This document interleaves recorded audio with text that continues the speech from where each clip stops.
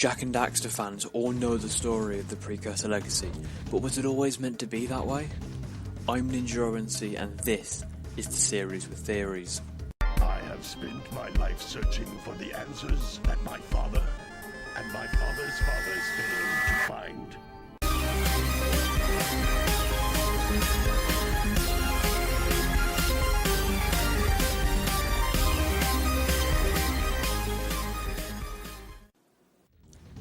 Hey everyone, it's Ollie here bringing you a brand new theory, and in this video I'm going to be discussing a theory that actually started to develop a very long time ago, but only recently sort of put together some evidence that links to it.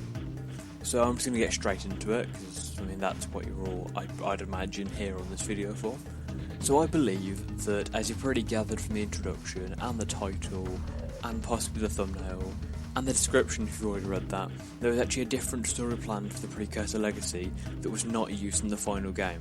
And I have to say, just pointing out, considering I said we're going to get straight into it, I've rambled on a lot, haven't I? So this new, or more so old story, would actually involve the sages being made evil rather than them being captured, and they would then be used to attack Jak in the final fight. To prove this, I feel like I should tell you about the final fight and how it would involve the sages. So basically, instead of the mech attacking Jak with different eco powers, the sages would have attacked Jak with their respective eco powers. After all, each phase does appear to include one of their 4 eco types. Before the fight, the blue eco opened the silo. The first main phase involves dark eco monsters, which were created using green eco. The second phase, with the red bomb ring things, is quite obviously red eco, so I don't really need to say much about that. And then similarly, the third phase involved yellow eco missiles, and just have a guess which sage would have done that. So as we discussed in the purple and orange eco theory, Claw can channel orange eco, and Enderman 35, I'm assuming it's going to do that, not 3 Enderman 35, recently left a comment on that video suggesting that Claw could actually be the orange sage, which is something I initially thought of just as a joke, but now thinking about it, it actually does make sense. Another thing they said was that lurkers were people who had dark ego channeled through them, and while lurkers weren't necessarily people at one point, I do agree that dark ego could have made them evil and therefore under Golem Maya's control, so maybe it was actually Golem Maya that put the dark ego into them as they're trying to build up this big evil spooky empire thing. So if the lurkers were made evil, then Claw, a lurker, in theory would have been good at some point. And if he was good and can use orange eco, would he have been the orange sage? Maybe. And then Golem Maya would have, in this original story, made him evil to stop Jak. I feel like when they actually made the new story, they kept Claw in as a boss because they needed an extra boss. They just removed that story element of him being the orange sage because it wouldn't have made sense given the rest of the story. Now, Claw is a pretty menacing name for a good guy, even if the lurkers are primitive. But what if that's actually a spooky, evil villain name? Ooh. Due to the massive claw on his armour. See what I did there? Claw and claw. On the script here, it's written and it actually, makes sense, but I just read out the same word for all of you. That's pretty well all you can hear. I'm just going to get on with it. If so, another piece of potential evidence could actually be even more useful in backing up this theory. Those of you who have watched my Precursor Legacy Facts video will know about the mission that didn't make it into the final version, known as... well, I'm actually not going to say. You're going to go and have to watch that video to find out. Come on, watch it. I'll still be here. Okay, so you don't actually have to go and watch it, but thanks if you did. It was called Protect the Miner's Gems from the Stump. Now let's stick with the logic that Claw got his spooky evil villain name from one of his key features, his claw. Which character has a stump as part of their design? Samos. So the stump could have been Samos's evil name. And which character is taken by Golem Maya near some miners, mind you? Samos. In fact, those miners had a large mysterious light blue gem. Which character was interested in light blue coloured things of mysterious power? Samos. You're probably noticing a pattern here.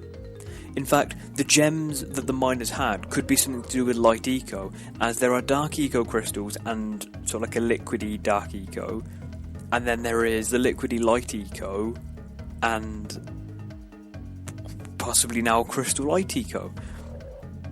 So, what I reckon is that the Precursor mech was originally going to be fueled with these rocks, but instead, when they changed this whole story, they got the sages to do it, but Golem Maya would need these rocks, so they would have brainwashed or hypnotised or dark ecoified, that's a word now, Samos, and he would then have taken the miners' gems, but Jack would have to run in and stop them and be like, yo, stop what you're doing. And maybe that means that Golem Maya can't power it up fully, or something like that.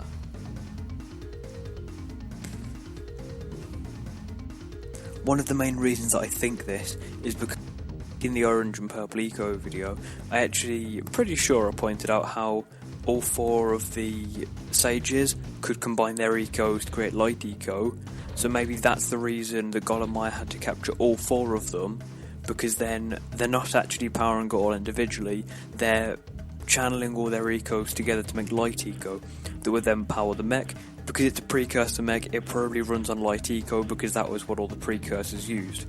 Make sense? Sure. I just want to...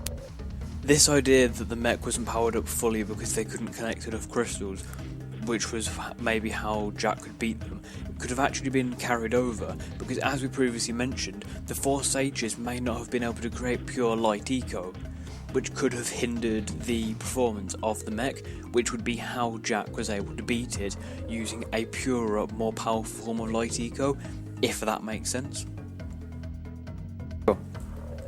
I just want to mention it was actually Spaceblazer who pointed out the whole evil Samos thing on the Jack and Daxter 9 Interesting Facts video, and I only actually realised that it fits this theory quite recently.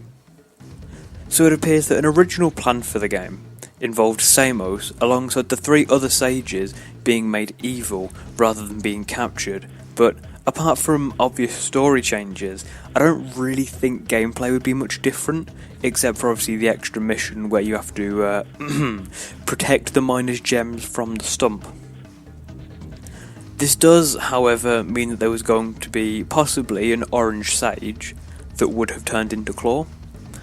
And if so, does this mean that Naughty Dog would have included the purple sage that we have previously theorised to exist? To complete the group, it would be weird to have 5 out of 6 sages. And another thing I want to know about the game is, does this mean that there would have been 2 extra areas, one dedicated to each of the sages? And if so, would it make the game longer, as there's more to do, or to make each individual area smaller? Maybe they'll take the areas and just split them off in between the different sages. Maybe the purple eco sage will be down in the Lost Precursor City. Just an idea. Anyway, I really hope you enjoyed this video, and I look forward to seeing your responses down in the comments below, or above, or... hang on, I feel like I've gone through this before. Anyway, do you agree? Do you disagree? Do you even care? Whatever you're thinking, I want to see your opinions down in the comments. There we go, I said it again. I want to see your comments wherever they are. Even if it's written to me and carried by a pigeon. Please don't send me your pigeons, I don't want your pigeons. Thanks to all of you for watching this video through to the end. Unless you didn't watch it through to the end, or you leave now, right before the end, in which case I don't exactly know why I'm still talking to you, because you're not here, and hence you can't hear this. But for those of you who are still here, please make sure to like, subscribe, and do all that stuff that pretty much every other YouTuber tells you to do, because... please. I've been your host, Ninja ONC, and I'll see you all in the next video. Bye.